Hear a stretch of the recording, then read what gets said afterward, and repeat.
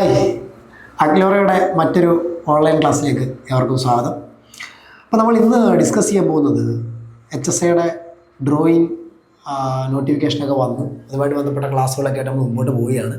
അപ്പം കഴിഞ്ഞ കാലങ്ങളിലൊക്കെ ഇതുമായിട്ട് ബന്ധപ്പെട്ട് ഡ്രോയിങ്ങുമായിട്ട് ബന്ധപ്പെട്ട് പ്രീവിയസ്ലി കുറേ ചോദ്യങ്ങളൊക്കെ ചോദിച്ചിട്ടുണ്ട്. അപ്പോൾ നമ്മൾ ഇന്ന് നോക്കാൻ പോകുന്നത് അത്തരത്തിലുള്ള കുറച്ച് പ്രീവിയസ് ചോദ്യങ്ങളാണ്. അപ്പം നമ്മൾ ഇത്തരത്തിൽ ചർച്ച ചെയ്യാൻ പോകുന്ന ആദ്യത്തെ ചോദ്യം എന്ന് പറയുന്നത് പ്രീ ഹിസ്റ്റോറിക് പീരീഡുമായിട്ട് ബന്ധപ്പെട്ട ഒരു ചോദ്യമാണ്. ചോദ്യം ഇതാണ്: ചരിത്രാതീത കാലഘട്ടത്തിലെ ഗുഹാചിത്രങ്ങളിൽ ഏറ്റവും സാധാരണയായി കാണുന്ന വിഷയങ്ങൾ എന്തൊക്കെയാണ്? അതായത് ചരിത്രാതീത കാലഘട്ടത്തിൽ രചിക്കപ്പെട്ട ചിത്രങ്ങളിൽ പ്രതിപാദിക്കുന്ന പ്രധാനപ്പെട്ട വിഷയങ്ങൾ എന്തൊക്കെയാണ്? നമ്മളിത് ക്ലാസ്സിനകത്ത് നമ്മൾ നേരത്തെ പറഞ്ഞിട്ടുള്ളതാണ്. അപ്പോൾ നോക്കുക, ഒന്നാമത്തെ പോയിന്റായിട്ട് കൊടുത്തിരിക്കുന്നത് മനുഷ്യൻ്റെ നൃത്തവും ആചാരങ്ങളുമാണ്. മറ്റു കൊടുത്തിരിക്കുന്നത് മൃഗങ്ങൾ, വേട്ടയാടൽ, കൈപ്പത്തിയുടെ അടയാളം എന്നിവയാണ്. മൂന്നാമത്തത് സി ആയിട്ട് സസ്യങ്ങളും പൂക്കളും. ലാസ്റ്റ് വൺ കെട്ടിടങ്ങളാണ്. ഇതിനകത്ത് നമുക്ക് കൺഫ്യൂസ്ഡ് ആകാം. എന്നിരുന്നാലും വലിയ കൺഫ്യൂഷനൊന്നും കാര്യമില്ല. മനുഷ്യനും നൃത്തവും ആചാരങ്ങളും ഒക്കെ വരുന്നുണ്ട് എങ്കിലും ചോദ്യം ഇങ്ങനെയാണ്: ഏറ്റവും പ്രധാനപ്പെട്ടത് സാധാരണമായി എല്ലായിടത്തും കാണാൻ കഴിയുന്നത് ആൻസറായിട്ട് വരുന്നത് ആൻസർ ബി ആണ്. മൃഗങ്ങളെ വേട്ടയാടൽ, കൈപ്പത്തിയുടെ അടയാളങ്ങൾ. ഇത് രണ്ടുമാണ് PSCയുടെ ആൻസർ. ഇവ രണ്ടുമാണ് സാധാരണയായിട്ട് ഈ ഗുഹാചിത്രങ്ങളിൽ കാണുന്നത്. ഗുഹാചിത്രങ്ങൾ ഒരുപാട് മൃഗങ്ങളുടെ ചിത്രങ്ങളൊക്കെ, മാനുകളുടെയും കുതിരകളുടെയും ബൈസണിൻ്റെയും ഒക്കെ ചിത്രങ്ങൾ ഇത്തരത്തിൽ ഗുഹാചിത്രങ്ങൾക്കകത്തിൽ ഉൾപ്പെട്ടിട്ടുണ്ട്. അതേപോലൊക്കെ തന്നെ മൃഗങ്ങളെ വേട്ടയാടുന്ന രംഗങ്ങളൊക്കെ ഉൾപ്പെട്ടതാണ് ഗുഹാചിത്രങ്ങൾ എന്ന് പറയുന്നത്. അപ്പോൾ ചോദ്യം പഠിച്ചിരിക്കുക: ചരിത്രാതീത കാലഘട്ടത്തിലെ ഗുഹാചിത്രങ്ങളിൽ ഏറ്റവും സാധാരണയായി കാണപ്പെടുന്ന വിഷയം. അത് ഉത്തരം മൃഗങ്ങളെ വേട്ടയാടലും കൈപ്പത്തിയുടെ അടയാളവും ഒക്കെയാണ്. അപ്പോൾ രണ്ടാമത്തെ ചോദ്യത്തിലേക്ക് പോകുമ്പം വീനസ് ഓഫ് വിലൻഡോർഫ് എന്ന പ്രതിമ ഏതു കാലഘട്ടത്തിലെ കലാരൂപത്തിന് ഉദാഹരണമാണ്? വീനസ് ഓഫ് വിലൻഡോർഫ് ഏത് കാലഘട്ടത്തിൽ എന്ത് ചെയ്യപ്പെട്ടത്? നിർമ്മിക്കപ്പെട്ട പ്രതിമയാണെന്നാണ് ഉത്തരങ്ങളായിട്ട് വരുന്നത്. നിയോലിത്തിക്, പാലിയോലിത്തിക്, മെസോലിത്തിക്, വെങ്കലയുഗം എന്നിങ്ങനെ 3 സ്റ്റോൺ ഏജിലെയും പിന്നീട് ഒരു മെറ്റൽ ഏജിൻ്റെയും പേരാണ് കൊടുത്തിരിക്കുന്നത്. അപ്പം ഇതിനകത്തുള്ള സംശയമുള്ള കാര്യങ്ങളൊന്നും തന്നെ നമ്മുടെ ക്ലാസ് അറ്റൻഡ് ചെയ്യുന്നവർക്ക് ഉണ്ടായിരിക്കത്തില്ല. അതായത് പാലിയോലിത്തിക് ഏജിൽ നമ്മൾ നേരത്തെ പറഞ്ഞിട്ടുള്ളതാണ്. ഓസ്ട്രിയയിൽ പാലിയോലിത്തിക് ഏജിൽ വരയ്ക്കപ്പെട്ട ചിത്രമാണ് ചിത്രമല്ല, ശില്പമാണ് വീനസ് ഓഫ് വിലൻഡോർഫ് എന്ന് പറയുന്നത്. ഏത് കാലഘട്ടത്തിൽ? പാലിയോലിത്തിക് ഏജിൽ വരയ്ക്കപ്പെട്ട ചിത്രങ്ങളിലൊന്നാണ്, അല്ലെങ്കിൽ ചിത്രമല്ല, നിർമ്മിക്കപ്പെട്ട പ്രതിമകളിൽ ഒന്നാണ് വീനസ് ഓഫ് വിലൻഡോർഫ്. ഇത് ഏതാണ്ട് 25,000 BC 25,000 മുമ്പൊക്കെ നിർമ്മിക്കപ്പെട്ട ചിത്രമാണ്. ഇത് ഒരു സ്ത്രീയുടെ രൂപമാണ്, ഒരു തടിച്ചുകൊണ്ട ഒരു സ്ത്രീയുടെ ചിത്രമായിട്ടാണ് ഇതിനെ കാണിക്കുന്നത്. നോക്കിയേ, കൂടാതെ ഈ കാലഘട്ടത്തിൽ മനുഷ്യരൂപത്തെക്കുറിച്ച് മനുഷ്യന് കൃത്യമായിട്ടുള്ള ധാരണകൾ ഉണ്ടായിരുന്നു. ആ ചിത്രങ്ങൾ നിങ്ങൾ വീനസ് ഓഫ് വിലൻഡോർഫ് എന്ന് പറയുന്നത് നിങ്ങൾ ഗൂഗിൾ ചെയ്ത് നോക്കിയാൽ കാണാൻ പറ്റും. കൃത്യമായിട്ട് മനുഷ്യ ശരീരത്തിൻ്റെ അനാട്ടമിയെക്കുറിച്ചൊക്കെ മനുഷ്യ ശരീരത്തെക്കുറിച്ചുള്ള കൃത്യമായിട്ടുള്ള ധാരണകൾ ഉണ്ടായിട്ടുണ്ട് ഈ കാലഘട്ടത്തിൽ. ഉത്തരം പാലിയോലിത്തിക് ഏജാണ്. അപ്പോൾ നമ്മൾ ഇതിൻ്റെ ഫുൾ ടൈം ക്ലാസ്സുകൾ പ്രൊവൈഡ് ചെയ്യുന്നുണ്ട് അഗ്ലോറ. അപ്പോൾ ആ ക്ലാസ്സുകൾക്കകത്തിൽ ഈ പറയുന്ന കാര്യങ്ങളെക്കുറിച്ചൊക്കെ ഡീറ്റെയിൽഡായിട്ട് നമ്മൾ ഡിസ്കസ് ചെയ്തിട്ടാണ് പോകുന്നത്. അപ്പോൾ അതുമായിട്ട് ബന്ധപ്പെട്ട് ഉള്ള ചോദ്യങ്ങളൊക്കെയാണ് ഇവിടെ പറയുന്നത്. ക്ലാസ്സിനകത്തിലൊക്കെ ജോയിൻ ചെയ്യാൻ താല്പര്യമുള്ളവർ നമ്മുടെ HSA ഡ്രോയിങ്ങിൻ്റെ പരീക്ഷ അടുത്തു വരുന്ന സാഹചര്യമാണുള്ളത്. വളരെ എളുപ്പത്തിൽ ഒരു സ്കൂൾ ടീച്ചറാകാൻ താല്പര്യം ഉണ്ട് എങ്കിൽ നടക്കുന്ന ഒരു പരിപാടിയാണ് HSA ഡ്രോയിങ്. ഇപ്പോൾ വിളിച്ചിട്ടുണ്ട്. അപ്പോൾ അതുമായിട്ട് ബന്ധപ്പെട്ടുള്ള ക്ലാസ്സുകൾ നമ്മൾ പ്രൊവൈഡ് ചെയ്യുന്നുണ്ട്. ഇതിൻ്റെ ക്വാളിഫിക്കേഷനൊക്കെ നമ്മുടെ അക്കൗണ്ട് നോക്കുകയാണെങ്കിൽ അതിൽ കൊടുത്തിട്ടുണ്ട്. ആ ക്വാളിഫിക്കേഷൻ ഉള്ളവർക്ക് ക്ലാസ്സുകൾ അറ്റൻഡ് ചെയ്യേണ്ടതായിട്ടുണ്ടെങ്കിൽ നമ്മുടെ താഴെയുള്ള നമ്പറുകളിലൊക്കെ കോൺടാക്ട് ചെയ്താൽ മതിയായിരിക്കും. അപ്പോൾ അടുത്ത ചോദ്യം എന്ന് പറയുന്നത്, മെസ്സപ്പൊട്ടോമിയൻ സിവിലൈസേഷനുമായി ബന്ധപ്പെട്ടതാണ്. അതൊക്കെ നമ്മുടെ മൊഡ്യൂളിനകത്തിൽ അല്ലെങ്കിൽ നമ്മുടെ പഠിക്കേണ്ട നമുക്ക് ചോദ്യങ്ങൾ വരാൻ സാധ്യതയുള്ള മേഖലകളാണ്. മെസ്സപ്പൊട്ടോമിയൻ കലയിൽ പ്രധാനമായും ഏത് തരത്തിലുള്ള കെട്ടിടങ്ങളാണ് പ്രചാരത്തിലുണ്ടായത്? മെസ്സപ്പൊട്ടോമിയൻ കലയിൽ അല്ലെങ്കിൽ മെസ്സപ്പൊട്ടോമിയൻ കാലത്ത് നിർമ്മിക്കപ്പെട്ട കെട്ടിടങ്ങളെ കുറിച്ചാണ് ചോദ്യം. ഒന്നാമത് പിരമിഡ്. അപ്പോൾ പിരമിഡ് മെസ്സപ്പൊട്ടോമിയൻ കാലത്താണോ? മെസ്സപ്പൊട്ടോമിയയിലാണ് പിരമിഡ് കാണപ്പെടുക. ഓക്കെ. രണ്ടാമത്തത് സിഗുറാത്തുകൾ. മൂന്നാമത്തത് സ്തൂപങ്ങൾ. നാലാമത്തത് പഗോഡാസ്. എവിടെയാണ് കാണപ്പെടുന്നത്? പഗോഡാസ് ചൈന പോലെയുള്ള ഏഷ്യൻ പ്രദേശങ്ങളിലാണ് പഗോഡാസ് കാണപ്പെടുക. സ്തൂപങ്ങൾ നോക്കിക്കഴിഞ്ഞാൽ സ്തൂപങ്ങൾ കൂടുതലായിട്ടും ഇന്ത്യയിലാണ് കാണപ്പെടുന്നത്. കാണപ്പെടുക? എ, പിരമിഡുകൾ കാണപ്പെടുന്നത് എവിടെയാണ്? ഈജിപ്തിലാണ് കൂടുതലായിട്ട് പിരമിഡുകൾ കാണപ്പെടുക. അപ്പോൾ ഉത്തരം സിഗുറാത്തുകളാണ്. ഉത്തരം എന്ന് പറയുന്നത് ബി, ഓപ്ഷൻ ബി, മെസപ്പൊട്ടോമിയൻ കലയിൽ അല്ലെങ്കിൽ മെസപ്പൊട്ടോമിയൻ കെട്ടിട നിർമ്മാണത്തിലെ പ്രധാനമായിട്ടുള്ള പ്രചാരത്തിലുണ്ടായിരുന്ന കെട്ടിടം എന്ന് പറയുന്നത് സിഗുറാത്തുകളാണ്. ഓക്കെ, ഈ സിഗുറാത്തുകളാണ് കൂടുതലായിട്ടും മെസപ്പൊട്ടോമിയൻ ഇവിടെ ഈ കെട്ടിട നിർമ്മാണത്തിനകത്തിൽ നമുക്ക് ധാരാളമായിട്ട് എന്ത് കാണാൻ കഴിയുന്നു? സിഗുറാത്തുകൾ കാണുവാനായിട്ട് കഴിയുന്ന പ്രത്യേക രീതിയിലാണ് സിഗുറാത്തുകൾ നിർമ്മിക്കുന്നതൊക്കെ ഡീറ്റെയിൽ നമ്മൾ ക്ലാസ്സുകൾ പറയുന്നുണ്ട്. അപ്പോൾ നോക്കിയേ, അടുത്തത് ഈജിപ്ഷ്യൻ കലയുടെ ഒരു പ്രധാന സവിശേഷത എന്താണ്? ഈജിപ്ഷ്യൻ കലയുടെ പ്രധാനപ്പെട്ട സവിശേഷത ഈ പറയുന്ന 4 ഒരുപാട് സവിശേഷതകളുണ്ട്. അതിനകത്ത് ഈജിപ്ഷ്യൻ കലയുടെ സവിശേഷതകളിൽപ്പെടുന്ന കാര്യം ഏതാണ് ഇവിടെ പറയുന്നതെന്നാണ്. ഒന്നാമത്തത്, യാഥാർത്ഥ്യ രൂപമുള്ള മനുഷ്യരൂപങ്ങളാണോ അതോ കർശനമായ നിയമങ്ങളും ചിട്ടയായ ചിത്രീകരണവുമാണോ? അതോ സി, ലാൻഡ്സ്കേപ്പ് ചിത്രങ്ങൾക്ക് പ്രാധാന്യം കൊടുക്കലാണോ? അതോ ചലനാത്മകമായിട്ട് ചലിക്കുന്ന പോസുകളാണോ? ഏതാണ് ഈജിപ്ഷ്യൻ കലയ്ക്കകത്തിലെ പ്രധാന സവിശേഷത എന്ന് നോക്കുമ്പം സംശയം ഒന്നുമില്ലാതെ നമുക്ക് പറയാൻ പറ്റും ബി ആണ്, കർശനമായ നിയമങ്ങളും ചിട്ടയായിട്ടുള്ള ചിത്രീകരണവും. അതായത് ഈജിപ്ഷ്യൻ കലയിൽ കർശനമായിട്ടുള്ള നിയന്ത്രണങ്ങൾക്ക് വിധേയമായിട്ടാണ് ഇത് പോകുന്നത്. ഇവിടെ എന്തുണ്ട്? ചിട്ടയായിട്ടുള്ള ചിത്രീകരണം നടക്കുന്നുണ്ട്. വളരെ കർശനമായിട്ടുള്ള നിയമങ്ങളും അതേപോലെ തന്നെ മനുഷ്യരൂപങ്ങളെ വരയ്ക്കുമ്പം അതിൻ്റെ തലയും കാലുകളും വശങ്ങളിൽ നിന്ന് വരുന്ന രീതിയിലും അതേപോലെ തന്നെ മറ്റു ഭാഗങ്ങൾ മുൻവശത്തു നിന്ന് നോക്കിയാൽ കാണുന്ന രീതിയിലും എന്താണ് ഉള്ള ഒരു പ്രത്യേക ചിത്ര രചനാ ശൈലി അതിനെ നമുക്ക് വേണമെങ്കിൽ എന്ത് എന്ന് വിളിക്കാം? അപ്പോൾ ഫ്രോണ്ടൽ സോൺ അല്ലെങ്കിൽ ഫ്രണ്ടൽ സോൺ എന്നൊക്കെ പറയുന്ന ഒരു പ്രത്യേക മെത്തേഡിലാണ് ചിത്രങ്ങൾ വരച്ചിട്ടുള്ളത്. അപ്പോൾ മതപരവും രാഷ്ട്രീയവുമായ ആശയങ്ങളെ സ്ഥിരതയോടും വ്യക്തതയോടും ഒക്കെ കാണിക്കാനായിട്ട് ഈജിപ്ഷ്യൻ കല ഉപയോഗിക്കുന്നുണ്ട്. അപ്പോൾ ഇവിടെ പറഞ്ഞിരിക്കുന്നത് ഉത്തരം കർശനമായ നിയമങ്ങളും ചിട്ടയായ ചിത്രീകരണ രീതിയുമാണ്. ഇനി അടുത്ത ക്വസ്റ്റ്യൻ വരുന്നത് 5ാമത്തെ ക്വസ്റ്റ്യൻ, ക്ലാസിക്കൽ ഗ്രീക്ക് കലയുടെ പ്രധാന ലക്ഷ്യം എന്തായിരുന്നു? ക്ലാസിക്കൽ ഗ്രീക്ക് കാലഘട്ടത്തെക്കുറിച്ചാണ് ചോദ്യം വന്നിരിക്കുന്നത്. ക്ലാസിക്കൽ ഗ്രീക്ക് കലയുടെ പ്രധാന ലക്ഷ്യം ദൈവിക ശക്തിയെ മഹത്വവൽക്കരിക്കുന്നു, മനുഷ്യന്റെ ആദർശപരമായ രൂപത്തെയും പൂർണ്ണതയെയും എന്ത് ചെയ്യുന്നു? ആഘോഷിക്കുന്നു, യുദ്ധരംഗങ്ങൾ ചിത്രീകരിക്കുന്നു, സാധാരണ ജീവിതത്തിലെ സംഭവങ്ങളെ രേഖപ്പെടുത്തുന്നു. ആൻസർ ഏതാണ്? മനുഷ്യന്റെ ആദർശപരവും രൂപത്തെയും പൂർണ്ണതയെയും എന്ത് ചെയ്യപ്പെടുന്നു എന്നുള്ളതാണ്? ആഘോഷിക്കുക എന്നുള്ളതാണ് ക്ലാസിക്കൽ ഗ്രീക്ക് കലയുടെ അടിസ്ഥാനം. ക്ലാസിക്കൽ ഗ്രീക്ക് കല പ്രത്യേകിച്ച് ശില്പകലയാണ് ഇതിനകത്ത് പ്രധാനമായിട്ടും വരിക. ഇവിടെ എന്ത് ചെയ്യുന്നു? മനുഷ്യന്റെ ആദർശപരമായ രൂപത്തെയും അതിൻ്റെ ആനുപാതത്തെയും ഊന്നി പറയുകയും ഒക്കെ ചെയ്യുന്ന ഒരു ശില്പകലാ രീതിയാണ് ഇവിടെ ഉയർന്നു വന്നത്, ഗ്രീക്കിൽ ഉയർന്നു വന്നത്. അപ്പോൾ ഗ്രീക്കിൽ പ്രധാനമായിട്ടും ശില്പകലയുടെ സവിശേഷതയാണ് മനുഷ്യന്റെ ആദർശപരമായ രൂപത്തെയും പൂർണ്ണതയും എന്ത് ചെയ്യുന്നു?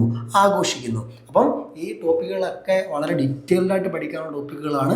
അതിനകത്ത് നിന്ന് പ്രീവിയസ് ആയിട്ട് ചോദിച്ച ചോദ്യങ്ങൾ മാത്രമാണ് നമ്മളിപ്പോൾ ഡിസ്കസ് ചെയ്യുന്നത്. അപ്പം ഇത് കണ്ടുകൊണ്ട് മാത്രം കാര്യമില്ല, ഇതിനെക്കുറിച്ചുള്ള ഡീറ്റെയിൽഡായിട്ടുള്ള ക്ലാസ്സുകൾ നമ്മളുടെ സെൻട്രൽ കൃത്യമായിട്ട് ഓൺലൈനായിട്ട് പ്രൊവൈഡ് ചെയ്യുന്നുണ്ട്. അപ്പം ആ ക്ലാസ്സുകളൊക്കെ കൂടി അറ്റൻഡ് ചെയ്യുകയാണെങ്കിൽ ഉറപ്പായിട്ടും വളരെ എളുപ്പത്തിൽ ഈ പെയിൻറ്റിങ് പഠിച്ച ആളുകൾക്ക് വളരെ എളുപ്പത്തിൽ ഒരു സർക്കാർ ജോലി, അതൊരു സ്കൂളിൽ ടീച്ചറായിട്ട് ജോലി കിട്ടുക എന്ന് പറഞ്ഞ ചെറിയൊരു കാര്യമല്ല, വളരെ സമൂഹത്തിൽ വളരെ റെപ്യൂട്ടേഷനൊക്കെ ഉള്ള ഒരു ജോലിയാണ്. അപ്പോൾ എന്ത് ചെയ്യാൻ പറ്റും? ഈ ജോലി വളരെ പെട്ടെന്ന് കിട്ടുവാനായിട്ട് കഴിയുന്നതാണ്. അപ്പോൾ എന്ത് ചെയ്യുക? ഇത് അപ്ലൈ ചെയ്തവർ എന്ത് ചെയ്യുക? ഇത് പഠിച്ചു തുടങ്ങാനായിട്ട് നമ്മുടെ ഓൺലൈൻ ക്ലാസ്സുകളിൽ ജോയിൻ ചെയ്യാം. അടുത്ത 6ാമത്തെ ചോദ്യം ബൈസാന്റിയൻ കലയാണ്. ബൈസാന്റിയൻ കലയുടെ ഒരു പ്രധാനപ്പെട്ട സവിശേഷത എന്ത് എന്നുള്ളതാണ് ചോദ്യം. ലോകത്തെ യാഥാർത്ഥ്യമായി ചിത്രീകരിക്കുന്നതാണ് ബൈസാന്റിയൻ കല.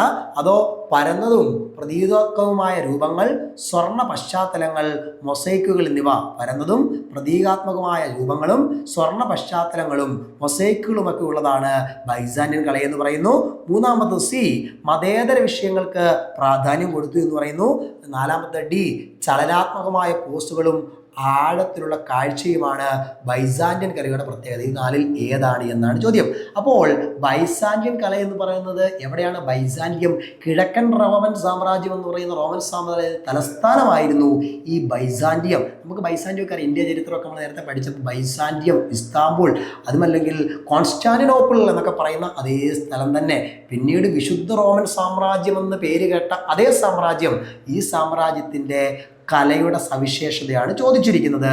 നോക്കിയേ, ക്രിസ്തീയ മതപരമായ വിഷയങ്ങൾക്കാണ് ഇവിടുത്തെ കല പ്രാധാന്യം കൊടുത്തത്. അതായത് ക്രിസ്ത്യാനിറ്റിയുമായിട്ട് ബന്ധപ്പെട്ട ഒരു കലാ സംവിധാനമാണ്, കലാരീതിയാണ്. ചിത്രരചനയായാലും ശില്പകലയായാലും ഇതിനകത്തിലൊക്കെ ഏതുമായിട്ട് ബന്ധപ്പെട്ടത്, ഈ പറഞ്ഞ ക്രിസ്ത്യാനിറ്റിയുമായിട്ട് ബന്ധപ്പെട്ട ബിംബങ്ങളാണ് കൂടുതലായിട്ട് നമുക്ക് കാണുവാനായിട്ട് കഴിയുക. അപ്പം മതേതര വിഷയങ്ങൾക്ക് പ്രാധാന്യം കൊടുക്കുന്ന ഒരു കാരണവശാലും പറയാനായിട്ട് കഴിയത്തില്ല. പിന്നെ ഇവിടുത്തെ പ്രത്യേകത പരന്നതും പ്രതീകാത്മകമായിട്ടുള്ള രൂപങ്ങളും സ്വർണ്ണ പശ്ചാത്തലങ്ങൾ, മൊസൈക്കുകൾ എന്നിവയൊക്കെയാണ് ബൈസാന്റിയൻ കലയുടെ പ്രത്യേകത. അതായത് മൊസൈക്കുകൾ ധാരാളമായിട്ട് ഉപയോഗിച്ചിട്ടുണ്ട് ഇവിടുത്തെ കലയ്ക്കകത്തിൽ. അതേപോലെ തന്നെ ഇതിൻ്റെ സീനറിയൊക്കെ വരുമ്പോഴത്തേക്ക് ഗോൾഡിഷ് കളറിലേക്ക്, സ്വർണ്ണ കളറിലേക്ക്, സ്വർണ്ണമെന്ന് തോന്നുന്ന തരത്തിലുള്ള കളേഴ്സൊക്കെ കൊടുക്കാൻ ശ്രദ്ധിച്ചിട്ടുണ്ട്. അതേപോലെ തന്നെ പരന്നതാണ്, പ്രതീകാത്മകമായ രൂപങ്ങളെയാണ് ഇവിടെ പറയുന്നത്. ഈ പറയുന്ന ക്രിസ്ത്യാനിറ്റിയുമായി ബന്ധപ്പെട്ട പ്രതീകാത്മക രൂപങ്ങളെയൊക്കെ സ്വർണ്ണ പശ്ചാത്തലത്തിൽ മൊസൈക്കുകൾ പാകി കൊത്തിയെടുക്കുന്ന രീതികളൊക്കെ ഉണ്ടായിരുന്നു. അതാണ് ബൈസാന്റിയൻ കലയുടെ പ്രത്യേകത. ആൻസർ ബി ആണ്. പരന്നതും പ്രതീകാത്മകമായ രൂപങ്ങൾ, സ്വർണ്ണ പശ്ചാത്തലങ്ങൾ, മൊസൈക്കുകൾ എന്നിവയൊക്കെയാണ് ബൈസാന്റിയൻ കലയുടെ പ്രത്യേകത. ഇനി നമുക്ക് നെക്സ്റ്റ് അടുത്ത ക്വസ്റ്റ്യനിലേക്ക് പോകാം. 7ാമത്തെ ക്വസ്റ്റ്യൻ. അടുത്തത് റോമനസ്ക് വാസ്തുവിദ്യയുടെ ഒരു പ്രധാനപ്പെട്ട സവിശേഷത ചുവടെ പറയുന്നവയിൽ ഏതാണ് എന്നാണ്. 4 ഓപ്ഷൻ. എ എന്താണ്, നേർത്ത ചുവരുകളും വലിയ ജനാലകളും, കട്ടിയുള്ള ചുവരുകൾ, കമാനങ്ങൾ, എന്താണ്, കുറഞ്ഞ ജനലുകൾ, ബാരൽ വോൾട്ടുകൾ, അതേപോലെ തന്നെ ഇരുണ്ട താഴിക കുടങ്ങൾ. ലാസ്റ്റ് വൺ ഡി, ഗ്ലാസ് കൊണ്ട് നിർമ്മിച്ച ഭിത്തികൾ. ഇതിനകത്തിൽ ഏതാണ് റോമനിക്സ് കാലഘട്ടത്തിലെ വാസ്തുവിദ്യയുടെ പ്രത്യേകത എന്നാണ് ചോദിച്ചിരിക്കുന്നത്. നോക്കാം, ഇതിനകത്തിൽ ഏതാണെന്ന് നോക്കുമ്പം ആൻസറായിട്ട് വരുന്നത് ഈ പറയുന്ന റോമനസ്ക് വാസ്തുവിദ്യയുടെ പ്രധാനപ്പെട്ട സവിശേഷത എന്താ മക്കളെ? കട്ടിയുള്ള ചുവരുകൾ, അതേപോലെ തന്നെ കമാനങ്ങൾ, അതേപോലെ തന്നെ കുറഞ്ഞ ജനാലകളുടെ ഉപയോഗം, ബാരൽ വോൾട്ടുകൾ എന്നിവയൊക്കെയാണ് ഈ വാസ്തുവിദ്യയുടെ പ്രത്യേകത എന്ന് പറയുന്നത്. അതായത് മധ്യകാലഘട്ടത്തിൽ, മിഡീവൽ പീരീഡിൽ നമ്മൾ ഈ നേരത്തെ ക്ലാസ്സുകളിൽ ഏതൊക്കെയാണ് ചരിത്ര കാലഘട്ടങ്ങളെന്നും ചരിത്രത്തെ എത്രയായി തരംതിരിക്കുന്നതൊക്കെ പറഞ്ഞപ്പോൾ നമ്മൾ പഠിച്ചതാണ് മധ്യകാലഘട്ടം. ഈ മധ്യകാലഘട്ടത്തിൽ ഏകദേശം 10ാം നൂറ്റാണ്ടിനും അതേപോലെ തന്നെ 120 വരെയുള്ള വർഷങ്ങൾക്കിടയിൽ 10ാം നൂറ്റാണ്ടിലാണ് പ്രധാനമായിട്ടും ഈ പറയുന്ന റോമനസ്ക് വാസ്തുവിദ്യ നിലനിന്നിരുന്നത്. 10ാം നൂറ്റാണ്ടിനടുത്താണ് ഇത് യൂറോപ്പിൽ പ്രചാരത്തിലുണ്ടായിരുന്ന രീതിയാണ് ഈ റോമനസ്ക് എന്ന് പറയുന്ന വാസ്തുവിദ്യ. ഇപ്പോൾ റോമനസ്ക് വാസ്തുവിദ്യ എവിടെ പ്രചാരത്തിലുണ്ടായിരുന്നതാണെന്ന് ചോദിച്ചാൽ യൂറോപ്പിലാണ്. ഇത് എത്രാം നൂറ്റാണ്ടിലാണ് നിലനിന്നിരുന്നത് ചോദിച്ചു കഴിഞ്ഞാൽ 10ാം നൂറ്റാണ്ടിലാണ്. കട്ടിയുള്ള ഭിത്തികളും വലിയ വൃത്തത്തിലുള്ള കമാനങ്ങൾ, കുറഞ്ഞ ജനാലകൾ വലുതായിട്ട് ഉപയോഗിച്ചിരുന്നു. പക്ഷെ വലിയ കമാനങ്ങൾ ഉണ്ടായിരുന്നു. ഇവിടുത്തെ നിർമ്മിതികൾക്കൊക്കെ, കെട്ടിടങ്ങൾക്കൊക്കെ വലിയ എന്തുണ്ടായിരുന്നു? കമാനങ്ങൾ ഉണ്ടായിരുന്നു. അതേപോലെ തന്നെ ഇതിൻ്റെ ഉൾഭാഗം, ഈ കമാനങ്ങളൊക്കെ എന്ന് പറയുന്നത് ഉൾഭാഗം എങ്ങനെ ഇരിക്കുകയാണ്? ഉരുണ്ടിരിക്കുന്ന ഉൾഭാഗങ്ങളാണ് വലിയ ബാരൽ വോൾട്ടുകൾ എന്നിവയൊക്കെയായിരുന്നു ഇതിൻ്റെ പ്രത്യേകത എന്ന് പറഞ്ഞപ്പോൾ ബി ആണ് 7ാമത്തതിന് ഉത്തരം. അടുത്തത് 8ാമത്തെ ക്വസ്റ്റ്യൻ. ഗോതിക് വാസ്തുവിദ്യയുടെ പ്രധാന സവിശേഷത ചുവടെ പറയുന്നതിൽ ഏതാണ് എന്നാണ്. നോക്കിയേ, ഗോതിക് വാസ്തുവിദ്യയുടെ പ്രധാനപ്പെട്ട പ്രത്യേകത. അപ്പോൾ ഭാരമേറിയതും ഉറപ്പുള്ളതുമായ ഭിത്തികളാണോ? താഴികക്കുടങ്ങൾ ഉപയോഗിച്ചുള്ള മേൽക്കൂരയാണോ? കൂർത്ത കമാനങ്ങൾ, വലിയ സ്വർണ്ണാഭമായ ജനലുകൾ, വളരെ ചെറിയ കെട്ടിടങ്ങൾ. ഇതിൽ ഏതാണ് വാസ്തുവിദ്യയുടെ, ഗോതിക് വാസ്തുവിദ്യയുടെ ഏത് എന്നുള്ളത് സവിശേഷത? ലാസ്റ്റ് വൺ, വളരെ ചെറിയ കെട്ടിടങ്ങൾ. ഇതിനകത്ത് ഏതാണെന്ന് ചോദിച്ചാൽ കൂർത്ത കമാനങ്ങൾ, മുകളിലേക്ക് കൂർത്തിരിക്കുന്ന കമാനങ്ങളുണ്ട്, വലിയ സ്വർണ്ണാഭമായിട്ടുള്ള ജനലുകൾ. ഇവയൊക്കെയാണ് ഏത് സ്റ്റൈലിൻ്റെ? ഗോതിക് സ്റ്റൈലിൻ്റെ. ഇതും മധ്യകാലഘട്ടത്തിലെ യൂറോപ്പിലെ സന്യാസി മഠങ്ങളിൽ ഒക്കെ നിലനിന്നിരുന്ന, അല്ലെങ്കിൽ കൂർത്ത കമാനങ്ങളൊക്കെ ഈ ഒരു കാലഘട്ടം, മധ്യകാലഘട്ടത്തിൻ്റെ വാസ്തുവിദ്യയുടെ സവിശേഷതയാണ് ഏത് എന്ന് പറയുന്നത്? ഗോതിക് വാസ്തുവിദ്യ എന്ന് പറയുന്നത്. അടുത്ത ക്വസ്റ്റ്യൻ. മധ്യകാലഘട്ടത്തിലെ ഇലുമിനേറ്റഡ് മാൻസ്ക്രിപ്റ്റുകൾ എന്തിനാണ് ഉപയോഗിച്ചത് എന്നാണ്. മധ്യകാലഘട്ടത്തിലെ ഇലുമിനേറ്റിംഗ് മാൻസ്ക്രിപ്റ്റുകൾ എന്തിനാണ് ഉപയോഗിച്ചത് എന്നാണ് അടുത്ത ഒരു ക്വസ്റ്റ്യൻ വരുന്നത്. ഒന്നാമത്തത് ദൈനംദിന ജീവിതത്തിലെ കാര്യങ്ങളെ രേഖപ്പെടുത്താനാണ്. ബി എന്ന് പറയുന്നത് കലാകാരന്മാരുടെ സ്വന്തം ഭാവനകൾ ചിത്രീകരിക്കാനാണ്. സി എന്ന് പറയുന്ന ഓപ്ഷൻ മതപരമായ പാഠങ്ങൾ, പ്രാർത്ഥനകൾ, ബൈബിൾ എന്നിവ അലങ്കരിക്കാനും ചിത്രീകരിക്കാനും. ലാസ്റ്റ് വൺ വ്യാപാര രേഖകൾ സൂക്ഷിക്കാൻ. ഇതിലേതാണ് മധ്യകാലഘട്ടത്തിലെ ഇലുമിനേറ്റഡ് മാൻസ്ക്രിപ്റ്റിൻ്റെ സവിശേഷതയെന്ന് ചോദ്യം വരുന്നു. അതായത് മധ്യകാലഘട്ടത്തിലുള്ളതാണ്. പ്രത്യേകിച്ചും ഇവ ഉണ്ടായിരുന്നത് സന്യാസി മഠങ്ങളിൽ, ആശ്രമങ്ങളിലൊക്കെ പുസ്തകങ്ങൾ കൈകൊണ്ട് പകർത്തി എഴുതുകയും അവ സൂക്ഷിക്കുകയും ചെയ്തിരുന്നു. അപ്പോൾ സൂക്ഷിച്ചു വെക്കുമ്പം ഇതിൻ്റെ പുറംചട്ടകൾ നിർമ്മിക്കുവാനും ഇതിൻ്റെ അകത്തുള്ള ചില ചിത്രങ്ങളൊക്കെ വരച്ചിട്ട് അതിന് മുകളിൽ കൂടി തുന്നിച്ചേർക്കുവാനുമായിട്ട് എന്താണ് ഉപയോഗിച്ചിരുന്നൊരു പ്രത്യേക വിദ്യയാണ് ഇലുമിനേറ്റഡ് മാൻസ്ക്രിപ്റ്റ് എന്ന് വിളിക്കുക. അപ്പോൾ അതായത് മതപരമായ പാഠങ്ങൾക്കും പ്രാർത്ഥനകൾക്കും ബൈബിൾ എന്നിവയിലൊക്കെ അലങ്കരിക്കാനായിട്ട്, ഇതൊക്കെ എഴുതിയിട്ടുള്ള പുസ്തകങ്ങളെ അലങ്കരിക്കാനായിട്ടാണ് ഇത് ഉപയോഗിച്ചിരുന്നത്. സ്വർണ്ണമൊക്കെ ഉപയോഗിച്ചുകൊണ്ട് സ്വർണ്ണത്തിൻ്റെ കളറിലൊക്കെ എന്ത് ചെയ്യുന്നു, ഇതിനകത്തുള്ള ചിത്രങ്ങളെയൊക്കെ പുറം പേജിലും അകത്തുള്ള ചിത്രങ്ങളെയൊക്കെ അലങ്കരിച്ചിരിക്കുന്ന രീതിയാണ് ഈ പറയുന്ന ഇലുമിനേറ്റഡ് മാൻസ്ക്രിപ്റ്റുകൾ എന്ന് വിളിക്കുന്നത്. അത് ഏത് കാലഘട്ടത്തിൻ്റെ മധ്യകാലഘട്ടത്തിലെ ഇലുമിനേറ്റഡ് മാൻസ്ക്രിപ്റ്റുകൾ എന്ന് പറയുന്നത്. അടുത്തത് ലാസ്റ്റ് ക്വസ്റ്റ്യൻ നമ്മുടെ ഈ സെക്ഷനിലെ 10ാമത്തെ ചോദ്യമാണ്. അപ്പോൾ 10ാമത്തെ ചോദ്യം പറയുന്നതിന് മുന്നൂടെ പറയുകയാണ്, എന്തുണ്ട്, ഇതിൻ്റെ ഫുൾ ടൈം ക്ലാസ്സുകൾ നമുക്ക് അക്വലോറയിൽ അവൈലബിൾ ആണ്. അപ്പോൾ നിങ്ങൾ എന്ത് ചെയ്യുക, ഈ ക്ലാസ്സുകൾ നിങ്ങൾക്ക് ആവശ്യമായിട്ടുണ്ടെങ്കിൽ നിങ്ങളൊരു HSA ഡ്രോയിങ് ടീച്ചർ ആകുവാൻ താല്പര്യപ്പെടുന്നുണ്ടെങ്കിൽ താഴെ കാണുന്ന നമ്പറുകളിൽ നമ്മളെ കോൺടാക്ട് ചെയ്യുക. ഓൺലൈനായിട്ട് കൃത്യമായിട്ട് ടോപ്പിക് ബേസിലുള്ള ക്ലാസ്സുകൾ നമ്മൾ പ്രൊവൈഡ് ചെയ്യുന്നുണ്ട്.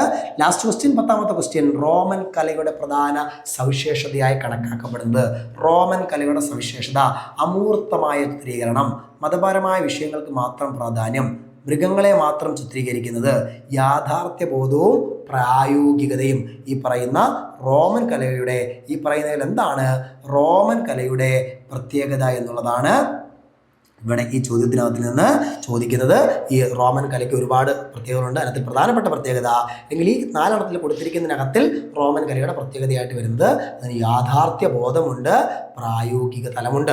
അപ്പോൾ റിയലിസം ആൻഡ് പ്രായോഗികതയും, റിയലിസവും പ്രായോഗികതയും ചേർന്നതായിരുന്നു ഏത് കല, റോമൻ കല എന്ന് പറയുന്നത്. അപ്പോൾ ഈ 10 ചോദ്യങ്ങളാണ് നമ്മൾ ഈ സെക്ഷനിൽ വർക്കൗട്ട് ചെയ്തത്. ഇതേപോലുള്ള ഒരുപാട് ചോദ്യങ്ങൾ കഴിഞ്ഞ പ്രീവിയസ് പരീക്ഷകൾക്ക് തുടർച്ചയായിട്ട് ചോദിച്ചിട്ടുള്ളവ, പ്രീവിയസ് പരീക്ഷകൾക്ക് അല്ലാതെ ചോദിച്ചിട്ടുള്ള ചോദ്യങ്ങൾ, ഇവയൊക്കെ നമ്മൾ വളരെ ഡീറ്റെയിൽഡായിട്ട് വർക്കൗട്ട് ചെയ്യുന്ന മറ്റു സെക്ഷനുകൾ നമുക്ക് അവൈലബിൾ ആണ്. അതേപോലെ തന്നെ ഇതുമായിട്ട് ബന്ധപ്പെട്ട് എന്ത് പോകുന്നുണ്ട്, ഫുൾ ടൈം ക്ലാസ്സുകൾ പോകുന്നുണ്ട്. അപ്പോൾ ഞാൻ നേരത്തെ പറഞ്ഞ കാര്യം തന്നെയാണ് അവസാനമായിട്ട് വീണ്ടും പറയാനുള്ളത്. നിങ്ങൾ HSA ഡ്രോയിങ് ടീച്ചർ ആകുവാൻ ആഗ്രഹിക്കുന്നുണ്ട് എങ്കിൽ എന്ത് ചെയ്യുക, ഇപ്പോൾ തന്നെ ഞങ്ങളെ ബന്ധപ്പെടുക. അപ്പം മറ്റൊരു ക്ലാസ്സുമായിട്ട് വീണ്ടും കാണാം. Thank you.